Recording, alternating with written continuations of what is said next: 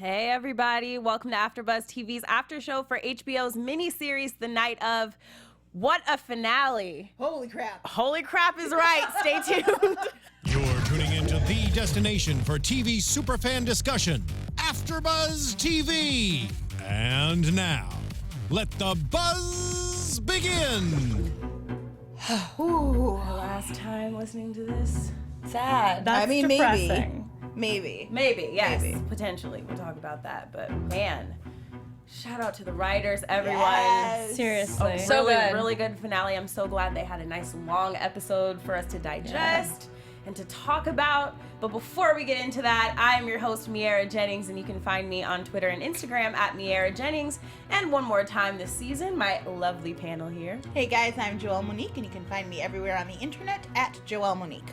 Hello, everyone. I'm Abby Vega. You can find me on Twitter and on Instagram at _Abby Vega.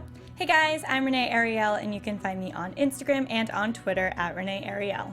Awesome. Thank you guys so much for tuning in to our last after show. Hopefully we have more in the future, but for this particular season, we have so much to talk about. It was so great. I thought it was a very nice way to wrap it up, but what were your just overall thoughts about this finale before we get started? I was expecting something huge and crazy to happen, and at first I was maybe like, I was a little disappointed that it didn't, but now thinking about it and like processing it, I think what they did was really smart. Yeah. And kind of makes your mind just think, and it's realistic. Yeah. You know, so I really enjoyed it. Yeah, I really enjoyed it as well, but I can agree with I was expecting like a twist, you know? And I know the whole season we're like, well, Nas obviously didn't do it, so figuring out who did it was very rewarding. I liked that we figured it out. However, I do understand that this wasn't so much a whodunit as much as it was just like a dark, realistic, like, story of this guy and being on trial and the truth behind what happens in these kinds of trials, and it was really good to watch. Yeah, I thought this whole season has kind of felt like a play to me as far as like a playwright wrote it. It feels very real in the moment and introspective, and I thought that they did a really nice job just wrapping it up. Like, it felt like this is just the story, and it felt good. I think a big twist might have been fun, but this felt very true to what they've been going for the whole time, so I was very excited about it. I agree. I think it was satisfying. It wasn't unbelievable, which was great, like you said, Abby, but it was nice. And we still got our stress fell. Absolutely. You know, because we were expecting something scary, so we still had that heart racing, those moments. Yeah, definitely a few times. So we'll definitely talk about those. We've got a lot of people in the chat. Yeah. The chat, again, you guys tend to be 50-50, which I really like. It gets a good, strong debate going in there. A lot of people, like, kind of disappointed, wanted the big finale, but a lot of other people saying, you know, they felt it was a strong ending and that they liked that they kind of weren't spoon-fed everything, which I liked too. I liked that we were left to kind of having to piece some of the stuff together. Yeah, I love that. And I noticed too, because I'm looking in this chat as well, there are a couple things that I agree with some people, some things that they never fully talked about that were, I thought, big in regards to how Nas was innocent. Kind of like they never said how he wasn't in blood. Little things like that people are pointing out that were never touched on, which I agree, but I still think overall it was great. Yeah, definitely. I think they probably tied up as many loose ends as they could, given the time constraints, and I think they did a great job. There, yeah, like you said, there are a few questions, but I mean, it's nothing really pressing. That's good. I feel like that's gonna happen in any show or in any. I mean, I hate to say it, but in a trial, there are going to be things that aren't touched on. Yeah. So It's true. So we'll just get started with this finale here. So we start out, and it seems like Box finally has a change of heart when he's in that bar and he's overhearing the conversation. They're talking about, you know, writing this story about a bad cop, blah, blah, blah. And it's like, clicks in his head, man, I should probably do my job a little bit better. Maybe investigating other suspects like a cop should do would be a good idea. Right. Like, I'm glad he got it, but way to be so late in the game. It was late, but I feel like it finally made sense, at least for me, and I don't know about you guys, as to why he was maybe not doing this before, because like we said, he was planning to retire, and maybe he did just want to open shut case and he wanted to move on.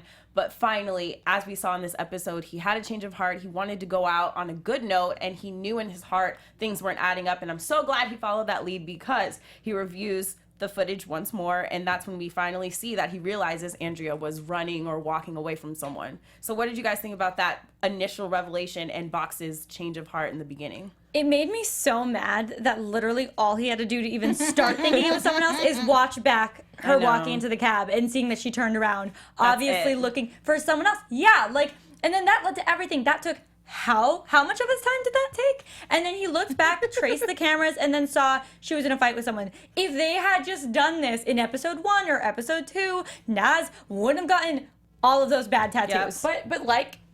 But I think that is like the point of a lot of the story is you have someone like Naz who isn't gonna automatically get the best attorney who is gonna go look at those things right away, and then also kind of the flaws in the justice system, how you see it with, I'm blanking on her name. What's the lawyer's name? Chandra? No, the one going against. The Weiss, Mrs. Weiss. Weiss. You see it with her. It's obviously she ends up doing the right thing, but you see the flaws in the justice system. How that it was that easy for it to happen, but it was easier for them to just say he did it because it was black and white for them.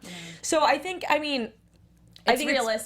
I think it's very realistic, and I think those are little things that they wanted us as viewers to see. Like, this can happen, and I don't know. So anything to add about that one? Yeah, just that it was. I mean, I don't want to keep saying something over again, but it was just such a realistic moment for me. Like, especially, if you've ever been in a courtroom, it's dry, it's long, it's boring, and yet people's lives hang in the balance. And I think to see how quickly things that should be obvious can be missed gets us really thinking about, like, what if I had to go through this system? Oh my gosh, I know. It's kind of terrifying. You're definitely right. And man, just think about all the people who don't get as lucky as Nas did, but it might be in the same situation. It's just, it hits you hard when you think about it in real life. And it's like we say Nas got lucky, but you made a good point when we were watching. I mean, he's lucky in this story, but who's to say he wasn't not guilty, like we mentioned. But also in regards to Box character, shout out to Emmanuel Cheney. He tweets us all the time. He straight up called that Box was gonna figure it all out. He got a couple other things wrong. He got a little extreme with his predictions, but he did say that Box is going to figure it out. So shout out to you. Great and job. thanks for tweeting that at us. Absolutely. We love the participation, if I can say that word. I mean, you guys are right. That was great as far as Box finally having something click in his brain, because I've been waiting for it. And it was nice to see that he wasn't just a jerk or just lazy, but he finally got it together. Yeah. And I also think we all, from the beginning, Box, we knew that he didn't think Nas did it. Yeah. So I'm so glad that he stuck to his gut and looked further, because he could have easily just turned away, retired, had his party, and been done. He could have, So that just shows Box is a great guy. But I don't know if Box could have done that. He seemed so, especially at the end, like, he compared retirement to, like, death. Like, he was like, he has to solve, and even now he's working on NYU campus because he is not ready to leave police work. And I feel really bad for Box at the end of the show, because even though, they were able to finger the right person, he's able to kind of get it together, like, the only thing he loves, the only thing that drives him, he's technically not allowed to do anymore. And I thought that was kind of upsetting. It was, but, all good things must come to an end. Yeah, I guess. Yeah. That's just it. Moving on. So we're back in court, and we see finally a person we've been waiting for. Well, first, Trevor takes a stand, and then Mr. Reed. Trevor was so funny. Trevor's hilarious. I adored him. I loved his whole speech about Dwayne Reed. I love that he was like, they don't believe me. They think it was a joke. I thought he was hysterical. Well, that's actually funny, because I don't know if we ever talked about this, but when they did say Dwayne Reed, I was like, is that really his name? Come on. Yeah. Like, really? It was like, what? That was a nice moment of comic relief there in a tense courtroom. That's pretty much all we got from Trevor, which I think was a great break in the episode, because there were so many tense and serious moments. Oh my gosh, so many. It was nice to have that. Did we find anything else out from Trevor's testimony or whatever? I don't think so. No, just it was a great comedic moment, which I think was definitely called for in this crazy downer of an episode. But no, just that it's a weird name to be Dwayne Reed. Yeah, definitely. So after Trevor, Dwayne takes the stand. And this is when Chandra can finally go in and try to convince the jury that there are other suspects than Nas. I think she did a great job, given what she said as far as the knife and his history. For me, it probably wasn't enough because I just feel like, I don't know, it seemed too personal for me and maybe the jury to believe that someone who didn't know her so personally would have done it, as far as all the stab wounds. So I don't know if it was enough to convince them that Dwayne could have been a real suspect, but I think the argument was great. I think it was great. But what did you guys think? Was it convincing enough to put that in their minds? I thought she piggybacked really nicely off of the coroner, who she kind of smashed a couple episodes ago, because he says, I've seen it done both ways, which really stuck out as a viewer to me. That's true. That it doesn't really matter how many times a body is stabbed. It doesn't indicate one way or the other who could have done it. And then to show such a lack of police work, like they're not even going to question these people further. I thought that was probably the best strategy, at least to get some of the jurors to be like, well, we haven't even investigated these other people. There's definitely reasonable doubt behind that. Yeah. I don't think that that his testimony made any jurors think he personally did it. But like you said, it kind of gave that reasonable doubt that, like, okay, other people definitely could have done this. Yeah. So I think she did well with bringing him up and what she said and all that. But I don't think I ever for a second was like, oh, maybe Dwayne Reed did it now. And it's funny because before this episode, and in the past, I was thinking maybe he was a suspect. But after seeing tonight, and it's like, finally he takes the stand, and that notion just left my mind for some reason. That's how I was, too. That's how I felt about all the people that went up there, even the stepdad. And the thing is, though, with Chandra, as much as she annoyed us this episode, with her going through this whole case, I think she did a bomb job with what she had. However, just as a jury, like seeing this, being introduced to these new suspects, I don't think I would have been turned over because of any of the new suspects that we had. I totally would have. Dwayne Reed would have made me pause, like... Dwayne? Yeah, for sure, dude. Really? Twice he has broken into someone's home and stabbed them. His friend was afraid to say that he was even there, and then he didn't say anything, and he just stood there. And he's like in an orange jumpsuit on the stand. Very true. And then there was no further investigation. There's no like, where did you go after that? Like, what happened? Totally. I totally think even the only thing that might have given me a little bit of pause is that nothing was stolen from the house. But certainly I would have had to consider that he was a suspect at that point, I think. See, for me, I think the reason I as a juror wouldn't have thought he was a suspect is because they didn't even really say, like, they didn't know each other, like, why? Like, there was absolutely no... I know sometimes there's, like, whatever, people just kill because they're crazy. He attacked a 78-year-old man, though. Who needed air, like an oxygen tank to breathe. Like, it doesn't seem like he has But he also, I think with this kind of crime, within what he did, he saw that she was with someone else. So I don't think he would have, I don't know. But I think it would have been reasonable doubt enough. I feel like him being like that, that would have made me as a juror be like, okay, yeah. Absolutely. And I think I could probably say the same for when Mr. Day took the stand. Chandra questioned him about where he went afterwards and the fact that that hotel doesn't have security, doesn't have surveillance cameras, so they can't confirm that. I think, like we said, that was enough to get the jury thinking, well, there are other possibilities, but it wasn't enough for me to think he did it in that moment. Yeah, no, I definitely agree with that. Because all of the people that went up aside from Trevor, really aside from just Trevor, were shady people. Like, the stepdad was weird. Mr. Day is a freak. But I wish they got more of a taste of Mr. Day like we did when he was talking to Chandra. But none of it, just because I know with the evidence, with everything they've said about Nas from the beginning, with how he looks now, with his tattoos, how he's like all quiet. I mean, you would still think, oh my God, this guy could really be a killer. And what if I let him go when all of the evidence is pointing towards this guy? Like, he could have done it. And I'm saying no because, why? Because these people could have done it, but there's no proof that he was even in the house. I don't know. It's such a hard situation to really form a proper, like, opinion on. That's true. And you're either putting someone away or letting a murderer go free. Another thing I think we have to, like, keep in mind is when Chandra is bringing these people up, she's not bringing these people up to prove that they did it. Yeah. all she's doing is trying to get that reasonable doubt, and I think that worked out. Yeah, definitely. Regardless. It was definitely enough. I'm just saying, as far as trying to figure out who else was there, like as viewers, trying to figure out who did it. Just for my own personal satisfaction. But definitely, as you know, for her reasoning, she was good. She was successful in that. So shout out to her for that. Didn't she used her brain instead of her heart? I know, right? So Renee, you brought up the stepdad. Same goes for him. Only, I think up until now, or up until this episode, he was probably my prime suspect.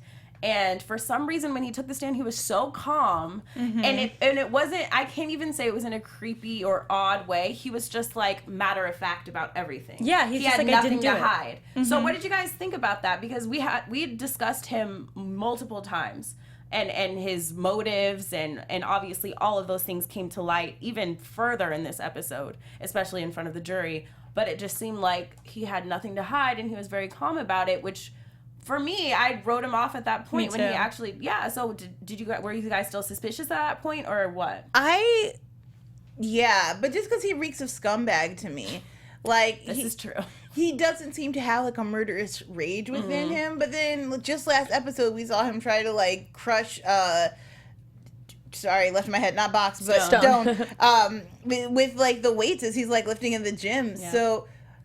Yeah, I was not. I didn't like after that. I wasn't like, oh, well, it wasn't him. Who else could it be? Yeah. But he's scum. Yeah, he's for sure scum. In my mind, after last episode and everything, I kind of. Obviously, it set him up to look like he could have easily done it, like the motive and everything. But to me, it was way too obvious at that point. And like you said, when he took the stand, there was something about it that I just believed him. I genuinely believed him. Kind of, he reminded me of kind of when Nas takes the stand. He's so just blatantly honest, even though he says things that Nas gets himself in trouble. But he's just so honest because he truly has nothing to hide. And that's kind of how I felt when the stepdad took this stand. I felt like he had nothing to hide. I agree. I mean, he was straight out there like, we didn't have a good relationship. We fought because of this, this, and this. Yes, I was mad at her. Yes, we'd argue a lot. And the way he all of a sudden was like, do you want me to just make this quicker because we're wasting everyone's time, and then goes through that. I'm like, he didn't do it. Because if he did it, if there would be any evidence showing he did it, then he would have tried a little harder. Absolutely. You know? And he probably could have thrown someone else under the bus if that were the case too. Just knowing that she had so many boyfriends, and he did touch on her drug use, but it wasn't like in a malicious way, which he definitely could have done. Yeah. I wrote him off at that point, which was crazy because I'm like, dude, he was my number one suspect. For so long. I'm writing him off, and who is it? You know, not that far off. If they had followed that line of investigation, they might have gotten to the real killer much faster. Yeah. That's true. That is actually pretty true. Yeah. But they didn't. That's okay, though. I mean, they got it now. It's over. They're not perfect.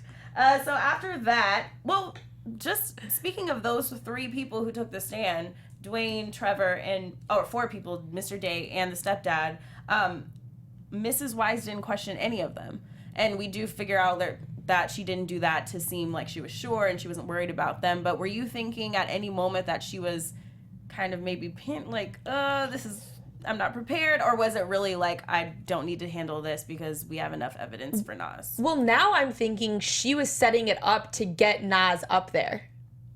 So you wanted... Now in my head, I'm thinking that she purposely didn't question those people because I think she knew then Chandra would bring up Nas, thinking she might just not question him. I think Weiss probably felt like elated when they're like, we're going to put him on the stand. He's not a good... Who, Nas? Yeah. That's what I'm saying. No, that's what I'm saying. Yeah. I think she purposely didn't question all of those people, to kind of like make her point, first of all, that like, oh, I'm not even worried. But then I think it also got into Chandra's head thinking, oh, now I can put Nas up there maybe. I don't know. I could be totally wrong. But that's a possibility, definitely. I mean? And she is brand new, so she might have thought, hey, she's not questioning. Yeah, maybe she's not going to do this to Nas. So I think, if anything, maybe it didn't completely make her decision, but it made her decision clear, like, oh, I'm going to put him up there. Yeah, it's a valid point.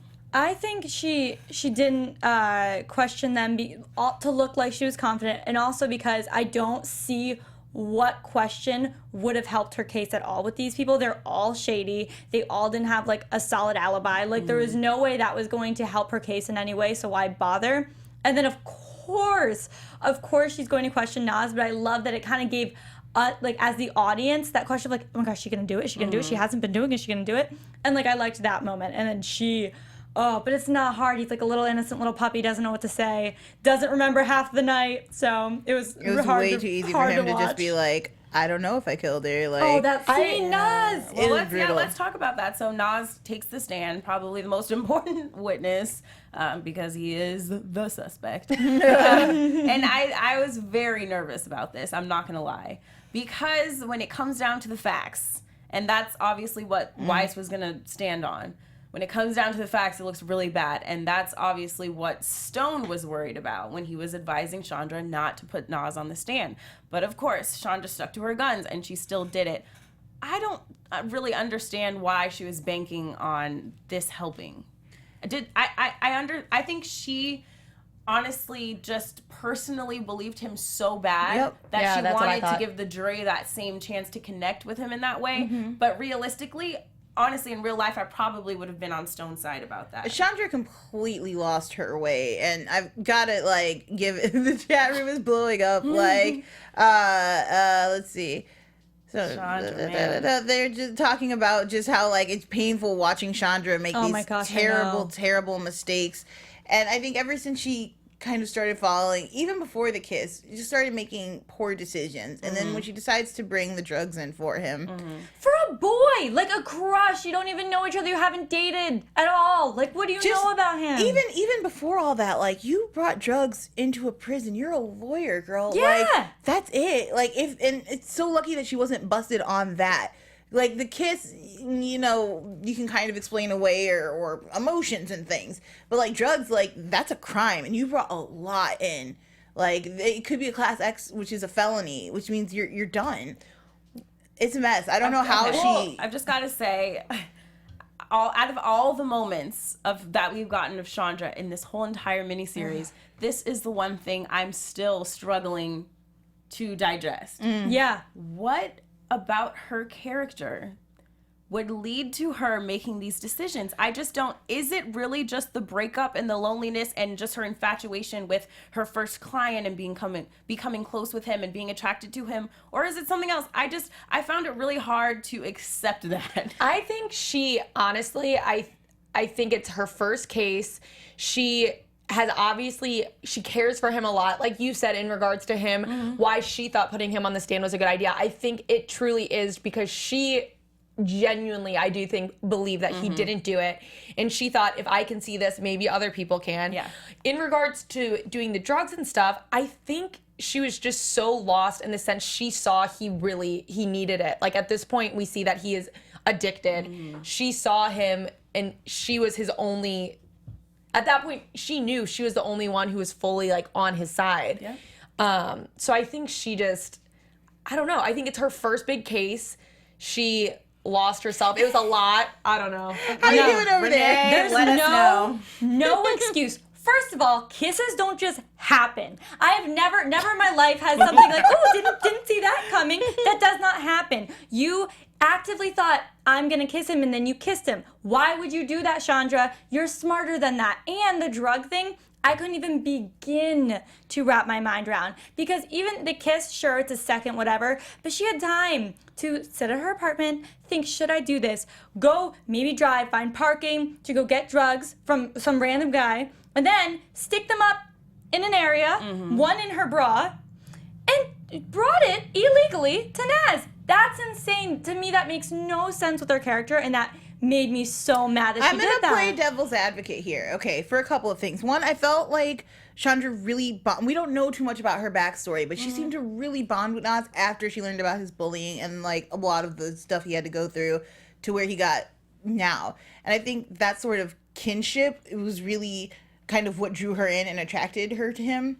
And then with the drugs, like, if you look at it from a point of just pain relief, of just escapism, of this is the thing that helps me get through my day, I have nothing else to look forward to, I'm literally locked in a cage, I get where her emotional human side came in and was like, this is the best thing to do for this person.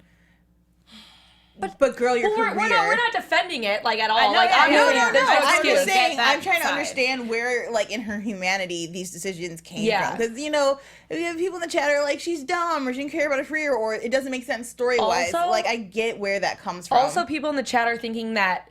I mean, I don't personally think this. I think it was her honestly being caught in the moment, just being an idiot and not thinking. That's what I think it is. But a lot of people think that she was maybe doing it on purpose to get the case thrown people out. make that out too, yeah. But to me, I don't know why she would sacrifice her career on her first case. I think it was more that she was out of her head, emotionally involved with him when she shouldn't have been. And yeah, she's a lawyer. She should know better. Like, things don't just happen. But I feel like a lot of people can relate to doing things for someone they care about when they know it's not the right thing to do. Especially when emotions get high. It's emotional. It's craziness what's happening. Like, they quickly bonded. So you could see they really did connect very quickly, and they just got each other.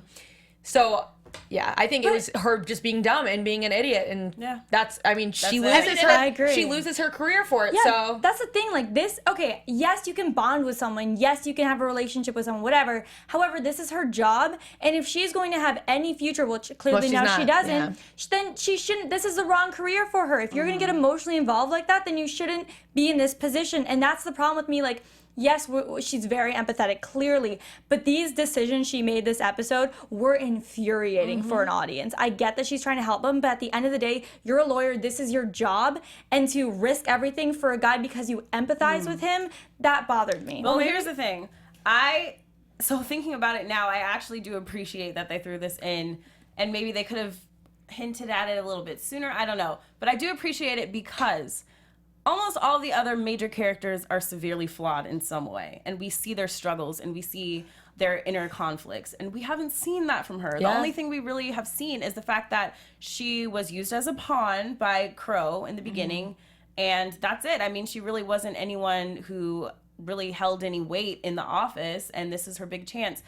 So I actually like that they gave us something to question about her and something flawed in her character, because it humanizes her even further. We've been saying week after week, we love her. She's so cute. She's so likable. Blah, blah, blah, blah. And then we saw that she kissed him, and that was a bad idea. And now we see that she did the drugs, and it's like, okay, this girl has problems. And I appreciate it. I get it. I It's really true. do. Yeah, I I can got a appreciate picture, that. like, So I changed my mind now. no, if Nas had never gone to trial and they had met, like, they might have been like the most adorable couple. Like, they have This is true. they connected on such an instant level, and like his family liked her. Like, you think, like, what might have been had he never got caught up in this situation? But would it have been, or was he someone that she could fix? And it's one of those. See, I don't even know. I think another thing too is maybe they did this to kind of show, because at the beginning we didn't understand, like, she was treated so horribly by Crow, is her name? Crow. Yeah. And it's like, maybe this is just kind of proving Crow correctly. Maybe Crow knew, I'm going to give her this case, let her do it. And maybe she just, this wasn't meant for her, you know? If she's going to throw it away, it could have been anyone maybe, and she would have probably gotten emotionally invested. Maybe this just wasn't for her, and it's like a person, I don't know. So then I have a quick question for you guys. Do you think that if Chandra hadn't put Nas on the stand, that it would have been that 50-50 split?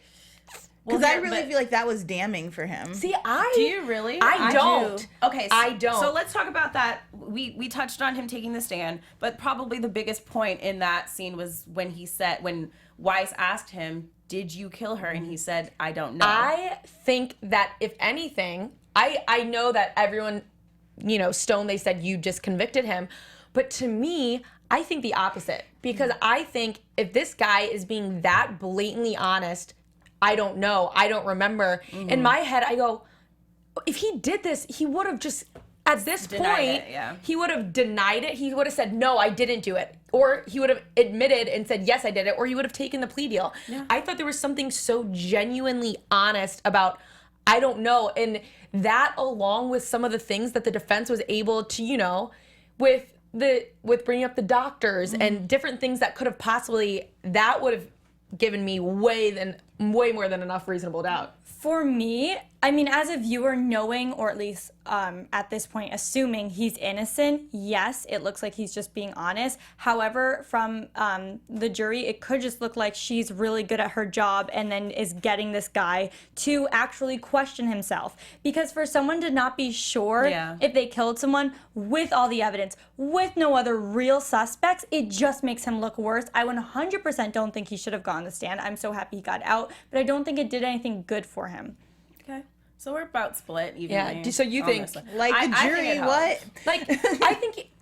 I'm with Abby. You guys say it's damning. We think it was. I mean, obviously, I've never been in that situation, but I think like the empathetic part of me, you can kind of read people, and some people have that. And like I said, there was something so genuine about him that you just know that he's really not this horrible monster that they want him to be. Right. You know, and I think they talk about it with like the asthma. It's like, why'd you remove that? Because that doesn't paint you the picture of this crazy monster of a guy who has to use this inhaler while he's like really brutally murdering someone. Absolutely. He's just not that monster. And I think putting him on the stand, even though it didn't work out how they really wanted it to me, I think that it's easy for maybe a couple people on that jury to see that side of him and see the humanistic, you know, he's a human. I totally agree with you. I'm talking about like the if America is a 50-50 split, like you've got this other half who's going to be really conservative and be like, dude had a knife with her blood on him. He stole drugs from her house. He sold them. Like, and now he doesn't know, and he says he's just completely incapable. Yeah. Like, if it had been me on the stand, I probably would have been like, well, I have doubts. Like, he doesn't even know, and it doesn't seem like he's lying, but I could definitely see a whole different fraction of people being like, no, you could totally have done it. You had motive, opportunity, and you're a shady kid. I think it definitely would have been much smarter to just be like, look at all of the evidence. Yeah. And like all the other potential people. It doesn't quite add up, does it? Throw it out. I think they could have broken that 6-6 split. Maybe it wouldn't have gone 100% one way or the other, but I think it would have been much better for him had he just never gotten on. Like, she is crying and it's just a mess. I think that proves the realism of it, because just like the jury was split, we're split on what was presented. So again, a very excellent job by the writers. It's real. It is stressful. Are not sure. It is stressful. Oh my gosh. Yeah. When he was just sitting there in silence, we're all like, say no, Nasty. For a second, I thought it was going to go like, blah, blah, blah, blah, and him remember that he did it. Oh my God. For a second, I thought that. That would kill me. Wouldn't that be crazy? Well, that didn't happen, but man. Yeah, maybe that would have been crazy. So now, finally, I feel like this was a very huge sequence of events when we finally find out the big question. And obviously, they didn't spoon feed it to us, but they gave us enough to put it together that the financial advisor was our guy. Crazy. And I must give shout outs. Well, we think, yes, that's what I'm saying. We think it's the guy. They gave us enough pieces of it in the end of this episode and toward the end to think that this is our guy. They're going to go after him now. And I must say, none of us guessed this, but shout out to Matt McGuire and Fangal12. I remember them saying that from our comments. You guys are great. I remember a couple now people you better go it. brag to everybody who said you're stupid, because you weren't. You were right. So rub it in. For you guys. Any comments on that? We were wrong. Like I said, I think not one of my predictions was right. Yeah. I thought this deer head was going to have this huge thing. I thought this cat was going to have this huge thing. I thought, I don't even know. Yeah. The neighbor never came back. Like, whoa. Because everyone was shady in this show. Yeah. And I was like, it must be Stone. Because honestly, I could not figure out who they would make it be. I thought the stepdad was too obvious. Yeah. I thought, especially Mr. Day was like a psychopath, and he would have had to been like a serial killer for it to make sense. Probably, for sure. Has like a body He's got some in his blood basement. on his hands. Yeah. So I was trying to figure it out, and I'm like, maybe they're setting this all up so it's like Stone. Like maybe all these pieces will make sense, because I so wanted to figure it out myself. Oh my gosh! And it's something that we really. I mean, yes, you could guess anyone is the killer, and then one will be right. But they didn't. It wasn't a whodunit, guys. We weren't supposed to try to figure it out. It's just watching this story unfold, and you're just sitting there stressed out, wanting to scratch your eyes out. Like, what is happening? That's why I love it too. It the whole time they have you thinking it could be them. Yeah. It could be them. In episode 1 alone, there's like 4 sketchy characters that you're like, they did this. They did and it. all The along there was motorcycle way man. more of a deeper like story to it, you know, and what they wanted to get across to the viewers. And I love that. I love it. For a second I was a little, like I said, disappointed because I was waiting for this craziness of a twist, and so I like it. Yeah, I have to say, I think this is probably the happiest of mediums they could have found between a shocking twist and giving us nothing. Well, and see, to me, Because they gave us what we needed to put it together, but they didn't make it like a crazy, oh, it was him. So just to But shout they out, did not give it to us. So I'm satisfied. Yeah. So we've got a couple of people. Avinash P says, I was expecting that they would at least show what actually happened the night of, which is a comment I'm seeing a lot in here, that people expected truly to go back and see what happened, like step by step. And I think that we, again, got a lot of that in seeing that, you know, when they tracked the financial advisor's trajectory throughout the night, and we kind of see it, but no, we don't get the actual murder in the house. But I really like that aspect of the show. I really enjoyed the fact that, like, because it is muddy, because you don't know, you weren't there. And I think that's the perfect way to end, like, if you're going to examine the criminal justice system, like, you can't go back to the night of. You can only try to piece it together through clues left behind. And I'm really glad that we didn't get, like, I don't need to see her being killed. She's already killed. I know that. Yeah. I don't think we need to go back and examine it, but I do think that we needed to understand the long-term ramifications. Julie Collard says, I think it's interesting that even though Nas did get out of prison, he is still in prison due to his environment and drug use. Yeah. Like, he can't trust his family. None of his neighbors like him. He can't go back to his friends. All he has is, like, drugs and some survival instincts he gained in prison. I will say with the financial guy, one thing I liked about them not showing what actually happened is we met this guy, and he was probably the least sketchy person we've met thus far, like suspect-wise.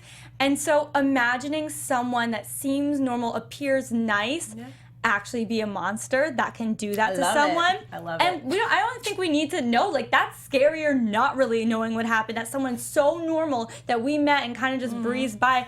That alone is terrifying. And that he was just carrying on life, just, you know, answering their questions like a sociopath, not giving anyone reason to think that he was guilty, because they talked to him and they just trusted what he said and took that information to go after other people. And this guy knowing, well, we're assuming that it was him, like, it's still up in the air, I guess, but that he is just so, like, psycho that he can just be calm, collected, and just go about his day-to-day life. Yep.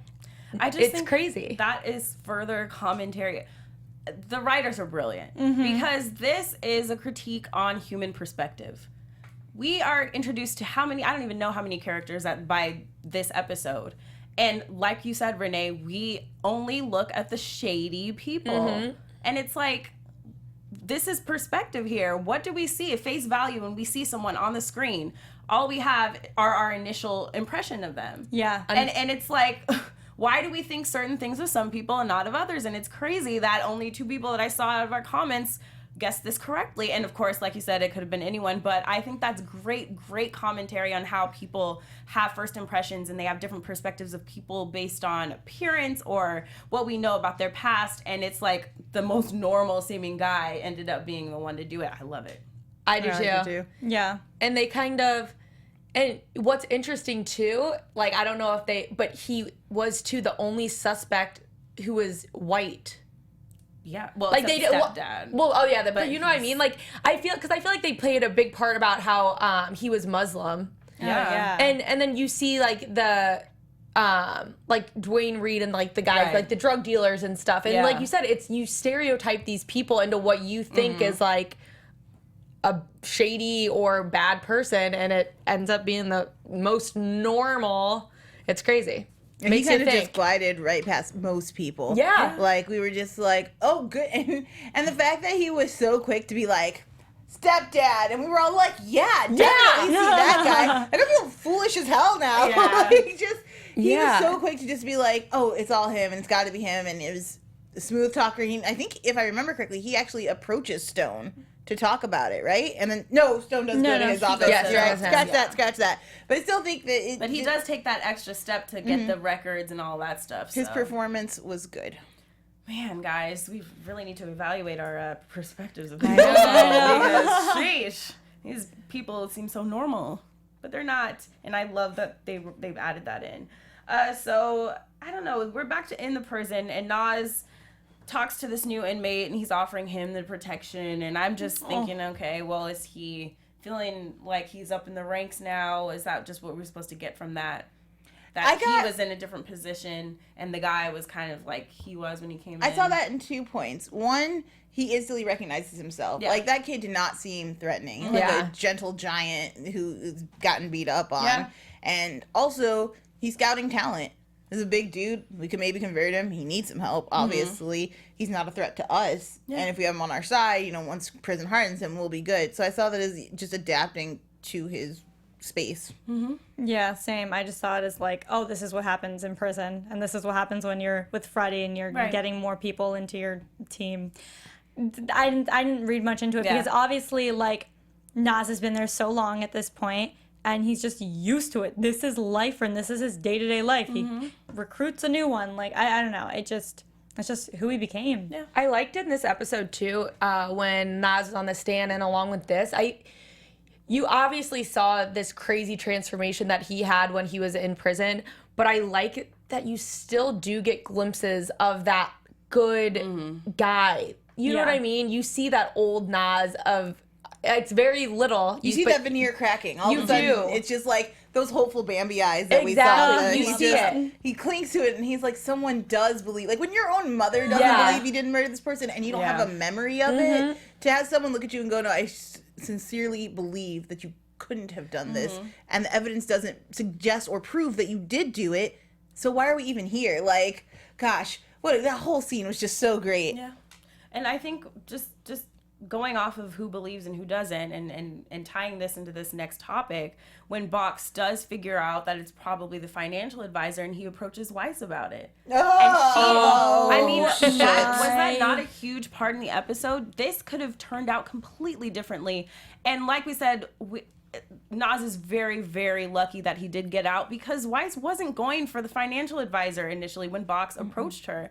She was ready to close this case as is. That conviction rate is so important to their career. To these prosecutors. And it's like, let's talk about our justice system. Because there is a problem when people are worried more about wins than about the future of people who are probably innocent. Or just putting away the right person. Because clearly this guy has done this before. Will continue to do it. And to let him just stay out on the street where he could hurt literally anyone else. Like, F that dude. And Nas is such a, like, so close to an upstanding citizen. Like, he threw a can of Coke at a kid. He pushed a kid down the stairs. He sold some, like, Adderall, like, study pills. That was it. These are the extent of his crimes. He's like an average American kid. Exactly. Yeah. It was just really, it hits you hard when you see that his whole entire future could have rested on that moment when Weiss decided to throw out the financial advisor, because they had already started with this case. The evidence was already there, and that would have made a whole nother process for her to go back and have to do her job over again from the start. Yeah. Come on. I know. That is a really hard moment to digest right there.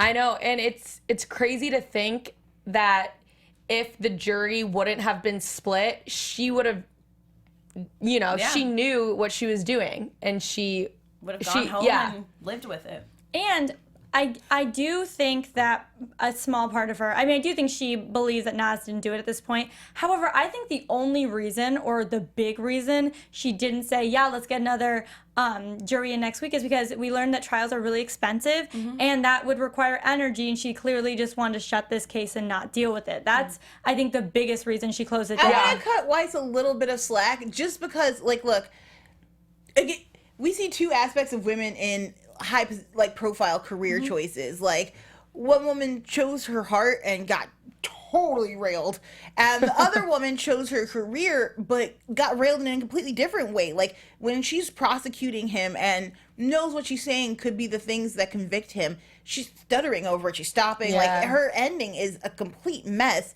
because she doesn't believe in it. And I think she's really relieved when it comes down, like, it's 6-6, it's going to be a mistrial. And she goes, and the first thing she does is like, okay, now we can go get the real killer. Yeah. Now, is that some bull? Yes. Like, I am not pleased that after finding the real person, she was like, we got to keep on this path. But I do think that she had a very human moment along the way of trying to make a good decision. I agree. And I agree again, with that. that's just a testament to the complexity of these characters. Yes. Yeah, for All sure. of them flawed. All of them have their strong points, but at the end of the day, they have to make decisions that are best for themselves. Oh, that's a good point because we brought this up.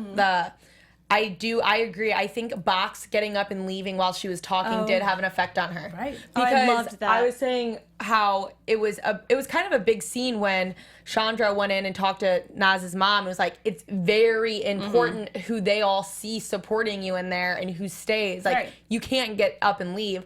And so I think that they kind of did that on purpose, included that conversation, because right when Box got up, that was the first thing I thought about. Chandra telling the Right. mom, that's very important. Yeah. So I thought that probably did have a good effect. That's good. And I'm so glad Box had a change of heart in this Oh, me episode. too. because Yes. He did play a very, very profound role in how this turned out. At the end of the Yeah. day, he really did. So I'm glad he did that. He took the extra steps and he did what he had to do as a detective. And speaking of Stone, Box doesn't want to help. Wait, what? Okay. So he talked to Box and Box talked to Stone. He had the opportunity to tell him and he didn't. We thought he was going to do that. But later on, Stone receives the footage of Chandra kissing Nas, which leads to Chandra having to move down and Stone taking over. That was another moment where I was like, oh boy, I'm worried. Floored the judge didn't call a mistrial. Completely floored by that entire, like, scenes in his chambers where he's just like, this is you forcing my hand, and I'm not going to Really? let this. Yeah, I really thought he was going to go straight for a mistrial, because I figured he would have Stone take over only because the way that the writers have set up these last few episodes. And now I see with the eczema, finally, that has a little bit of weight here as far We as his get it appearance now. for the jury. I just felt like there was more in store for Stone, and it makes sense, obviously, for the show. Not in real life, I'm totally with you. There probably would have been a mistrial, but again, I think as far as the show is concerned, that was a great choice. I think so, and too. an opportunity for Stone. Also, to a step up. side note, I saw it a bunch in the chat too. Did Freddie send that tape to Box Yeah. and Box gave it to Stone? Or did Freddie send it straight to Stone? Because that whole interaction with it made it seem like Stone knew for a fact that Box was the one who gave him that DVD. I think he assumed that Box sent Yeah. it to You him, think? and Box didn't. Box Yeah. wasn't going to say anything because he's with the Force and he has a long career with them. And I think Freddie. And here's my question: did Nas know what was going on? They're exchanging a lot of looks as Freddie's talking to the security guard, and I can't tell if Nas is doing his job of, like, let me look around, let me just check and make sure Or if nobody's planning anything. Freddie was helping him out behind the scenes. Or if he was like, I kissed this girl, and Freddie was like, yeah, okay, that'll help That you can get help a you. mistrial. Because Freddie is clearly down to just help dude. He's like, I know that you're innocent. You're unique. You're my unicorn, which I loved that moment. It's a great moment. I felt the connection right Yeah, there. so I took it as Nas told him what happened, and Freddie's like, look, you got some options here. Let's send it to the person you trust the most, and you two can make a decision. See, this is the only reason why I don't think that, because there was no mention of the drug trade or whatever, the drug handoff. Right, because why show that, though? Because that would But- screw her. Well, that's what I'm saying. No, that like, would if screw Nas Nas and knew everyone. and he told Freddie, he probably would have told him about that too, right? Because that would be also on tape. So that's why I think Freddie.